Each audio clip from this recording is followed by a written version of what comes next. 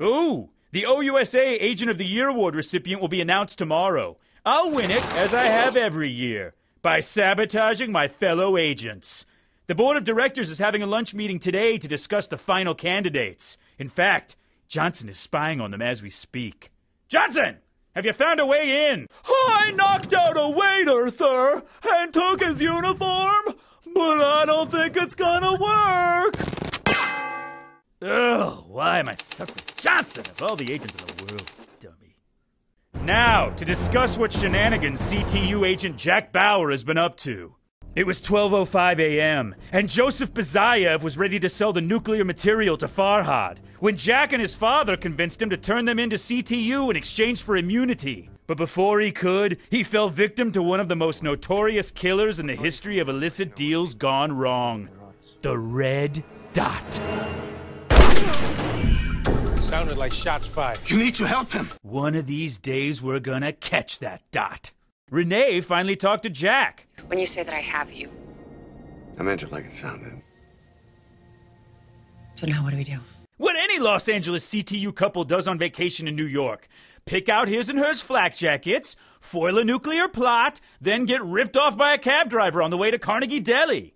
But soon Renee had more on her mind than corned beef and enriched uranium. The Justice Department had questions. You stabbed him in self-defense 15 times. But Renee's a very defensive person. It would be like you or I stabbing him, say, 2.5 times.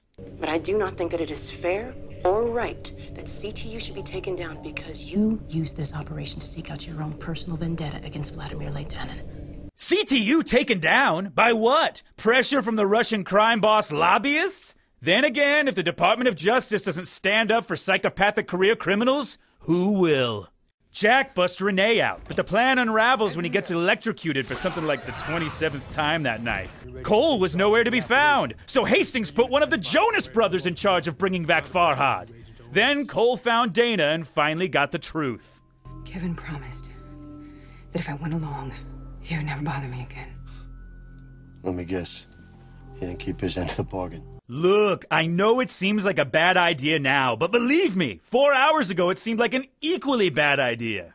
Cole then did what Dana should have all along. Keep your $100 grand, or what's left of it, and you go back to wherever it is you came from. What's left of it? If these two managed to put a significant dent in $100 grand over 2 hours in a Jersey City strip club, I may have underestimated them. But it doesn't matter anyway, since after Nick stabbed him, it looked like Wade was headed to the big meth lab in the sky.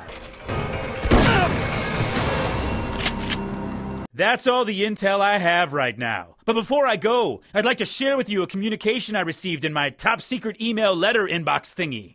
This email came to me from DJ Mathy. He writes, "Just had to find out if you were real. That's all. Just wanted to contact you and tell you that Jack is my hero. He should run for president.